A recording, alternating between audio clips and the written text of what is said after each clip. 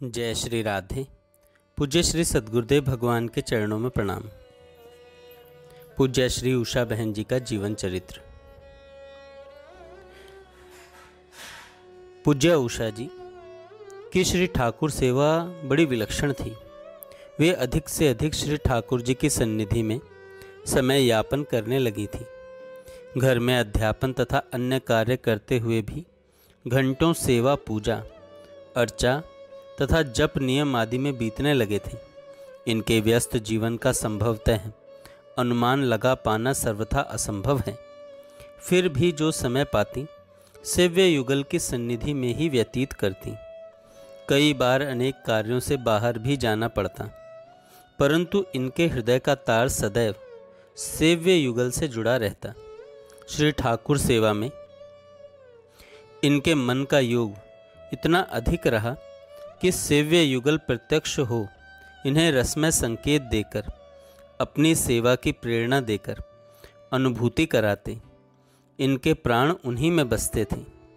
श्री संप्रदाय में श्री रंग भगवान की सेवा में जिस मर्यादा तथा शुचि को प्रधानता दी गई है, निम्बार्क संप्रदाय में अष्टायाम सेवा का प्रियाजी को लेकर जो वर्णन हुआ है, गौड़ीय संप्रदाय में जिस वैराग्य और तितिक्षा के साथ सेवा का आदर्श स्थापित हुआ है, तथा पुष्टि मार्गीय में सेवा में जैसी आत्मीयता, अपनत्व तथा भाव सावल्य है, अथवा यूँ कहें हृदय की जिस उमड़न का वर्णन है, तथा लाड चाव प्यार दुलार से सेवा क्रम मिलता है, और श्री राधा वल्लभ जी की जिस लाडमयी सेवा का दर्शन हम करते हैं, अथवा सेवा के सभी आवश्यक आयाम जो हम यत्र तत्र देखते हैं, यदि कहा जाए कि बहन जी में वे सभी राग, अनुराग, स्नेह, प्रेम, अपनत्व, दुलार, प्यार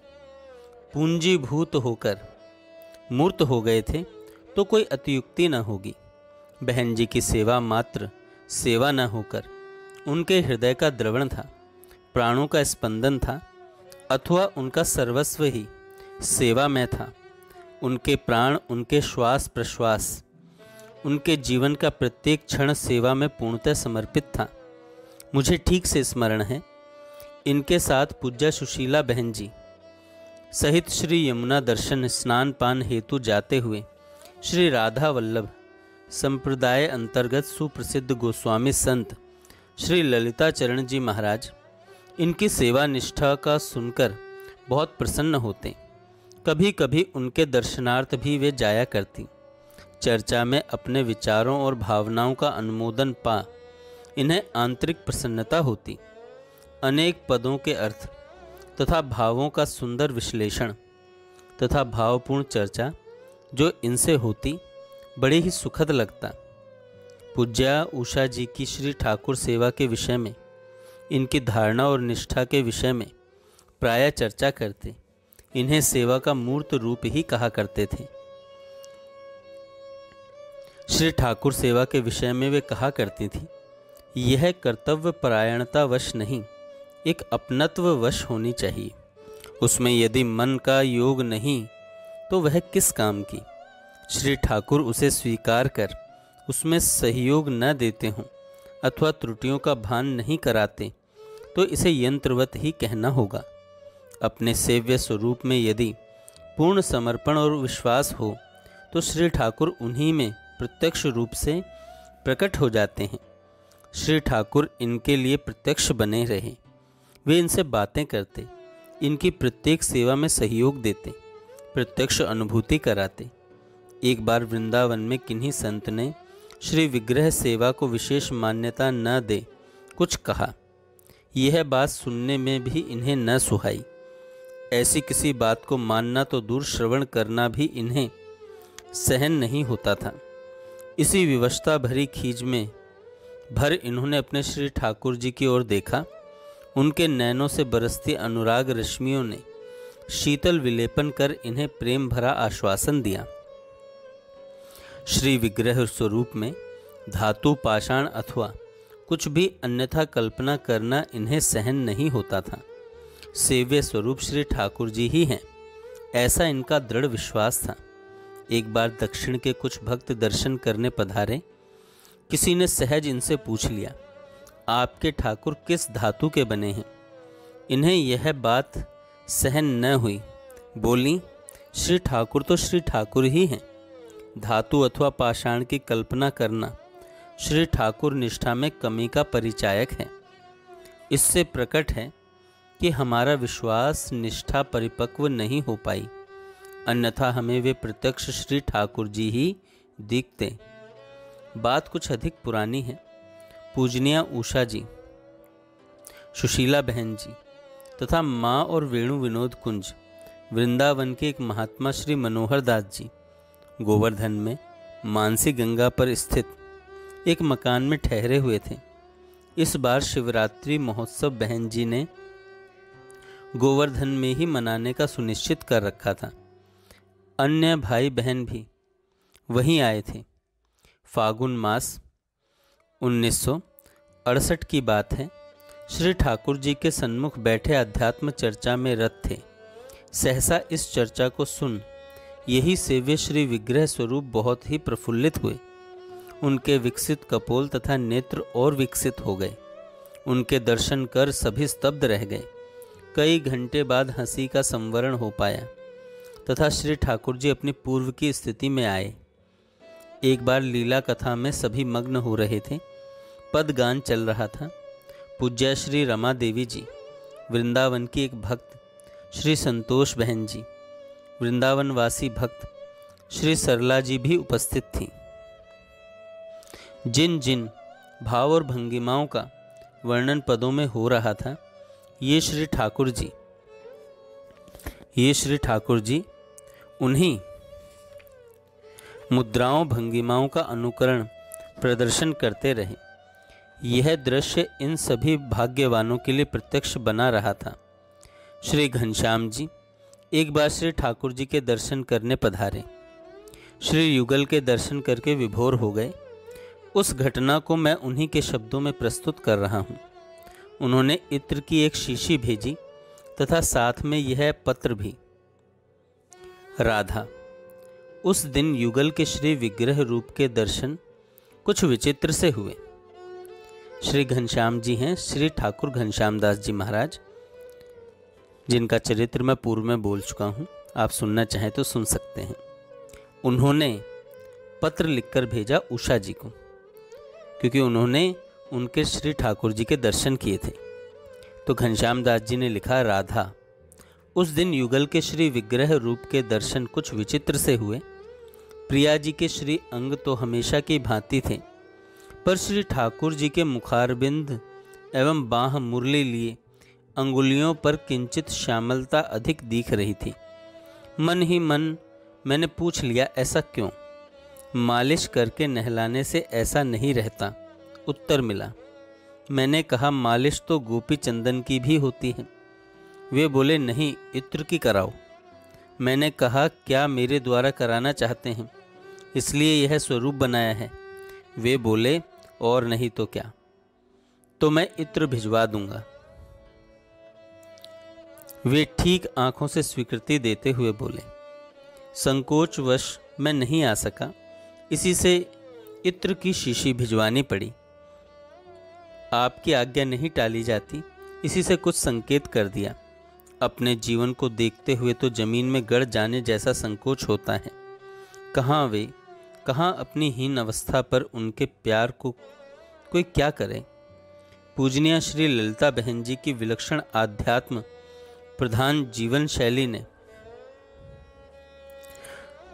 श्री घनश्याम दास जी ठाकुर ब्रज के आसपास के क्षेत्र के एक ब्राह्मण बालक, जिनका परिचय रास मंडली में ठाकुर बनने से प्रारंभ हुआ, इनकी भाव तन्मयता और लीला में भावावेश के कारण ख्याति चारों ओर फैल गई। कल्याण संपादक श्री पोद्दार महाराज, श्री राधा बाबा तथा श्रद्धेय श्री बालकृष्ण दास जी महाराज के कृपा पात्र बन अपना जीवन ही श्री कृष्ण अर्पित कर दिया।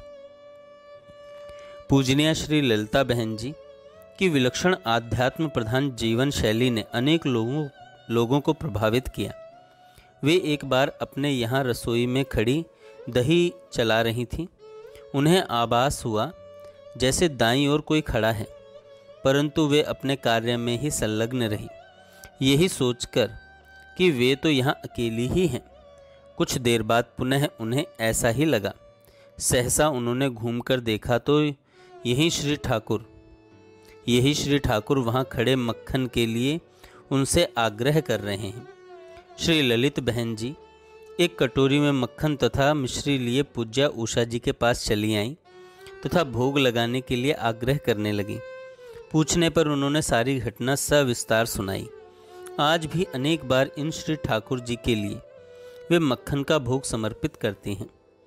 पूज्या उषा जी का स्वभाव बड़ा ही संकोची था। वे कहीं से भी आई वस्तु के प्रति प्रायः उदासीन ही रहती थीं।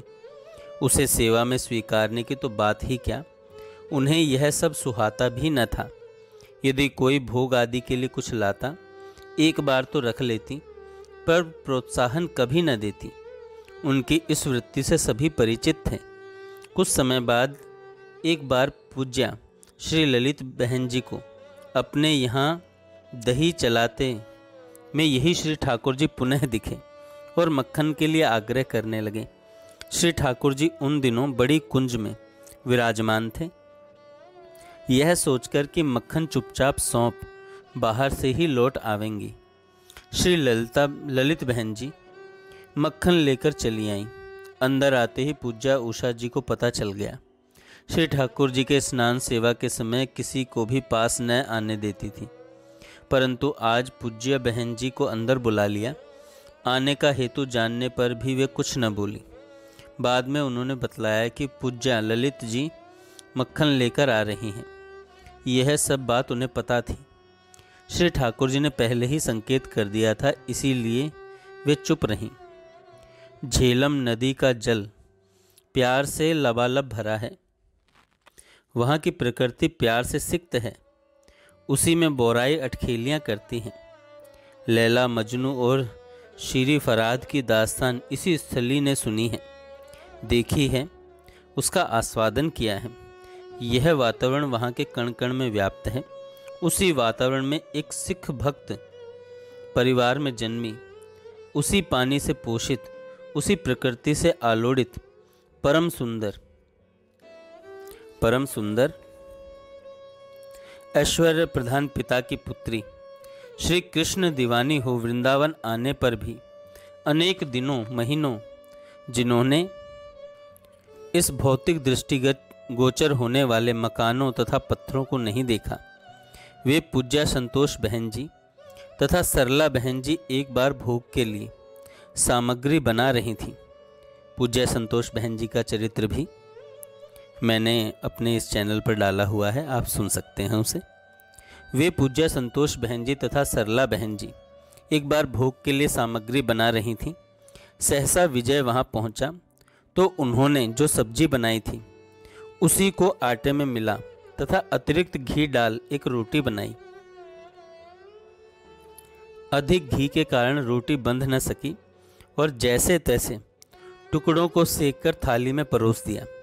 मन में विचार आया कि विजय को तो यह रोटी भाएगी नहीं। हे ठाकुर, तुम इसे ग्रहण करो। उनके कातर भावना से द्रवित यह युगल सरकार तत्क्षण वहीं प्रकट हो ग्रहण करने लगे। उन्हें इस प्रकार भोग स्वीकारते देख पूज्या बहन जी गदगद हो गईं। एक बार पूज्या उषा जी ने मन में विचार किया कि अमुक वस्त्र कुछ पुराने हो गए हैं, किसी को दे दूंगी। अभी यह बात उनकी जीभ पर ही थी कि यह युगल पूजनीय संतोष बहन जी के यहाँ पहुँचे और बोले, हमारे वस्त्र देने को उषा जी कह रही हैं, वे हमें अत्यंत प्रिय हैं। पूज्या बहन जी भागी चली आईं और सारी वार्ता कह सुनाई। अंततः निर्णय हुआ कि यह वस्त्र नहीं देंगी।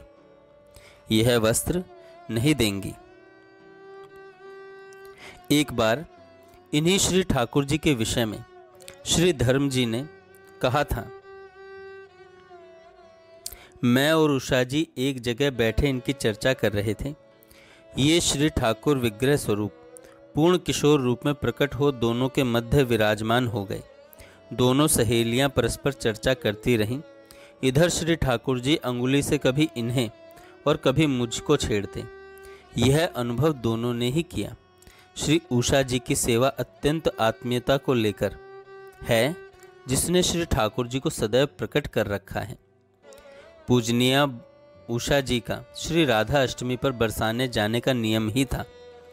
एक बार ठहरने की समुचित व्यवस्था नहीं हो सकी। पीली कोठी के व्यवस्थापक महोदय ने पूर्व परिचय न होने पर भी तुरंत सेठ जी के निजी कमरे में ठहरने की व्यवस्था कर दी। 2 दिन पश्चात सेठ जी आ गए। पंडित जी द्वारा इस प्रकार उनके कमरे का उपयोग करना सेठ जी को अच्छा न लगा। बेचारे बड़े ही संकोचवश बहन जी के पास आए और कहीं अन्यत्र जाने के लिए प्रस्ताव किया। इधर सेठ जी को जाने क्या सूझी, भागते भागते पंडित जी को रास्ते में ही रोक लेना चाहते थे, परंतु व्यवस्थापक पंडित जी अभी बहन जी के पास ही खड़े थे। श्री ठाकुर जी की मोहिनी का जादू उन पर ऐसा हुआ कि वे आह्लाद में भर उच्च स्वर में कहने लगे, सोनो ठाकुर, ए तो सोनो ठाकुर। आहा पंडित जी, श्री ठाकुर जी इसी कमरे में विराजेंगे, मैं दूसरे कमरे में ठहरूंगा। इस घटना को लगभग 26-27 वर्ष हो चुके। उसी समय से प्रतिवर्ष श्री ठाकुर जी उसी कमरे में विराजमान होते हैं। परिस्थितियां बदल गईं, सेठ जी नहीं रहे। श्री ठाकुर जी के दिव्य प्रभाव स्वरूप प्रबंध, उनकी व्यवस्था भावपूर्वक आज भी पूर्ववत चली आ रही है। वृंदावन धाम के एक सुप्रसिद्ध श्रीमद् भागवत वक्ता की पूज्या उषा जी के प्रति अनन्य आस्था थी। पूज्या उषा जी के पास आने वाले सभी भाई बहन इतने पढ़े लिखे हैं, यह जान उनके लिए वे श्रद्धावनत रहते। अनेक बार श्रीमद् भागवत पाठ के समायोजनों के पश्चात पूछते, बहन जी मैंने कुछ इतर अथवा अन्यथा तो नहीं कहा, कृपया सावधान करती रहा करें। वे श्री ठाकुर जी के दर्शन कर विभोर हो जाते। इतने प्रत्यक्ष, इतने प्रकट स्वरूप, सेवा की चरम सीमा है। धन्य हैं आप। वास्तव में आपके तन मन प्राणों की निधि मूर्त हो सभी को आकर्षित करती रहती, सभी को आकर्षित करती रहती। जय श्री राधे। आगे हम कल सुनेंगे। जय श्री राधे। पूज्य श्री सद्गुरुदेव भगवान के चरणों में प्रणाम। पूज्य श्री उषा बहन जी का जीवन चरित्र। पूज्य उषा जी की श्री ठाकुर सेवा बड़ी विलक्षण थी। वे अधिक से अधिक श्री ठाकुर जी की सन्निधि में समय यापन करने लगी थी।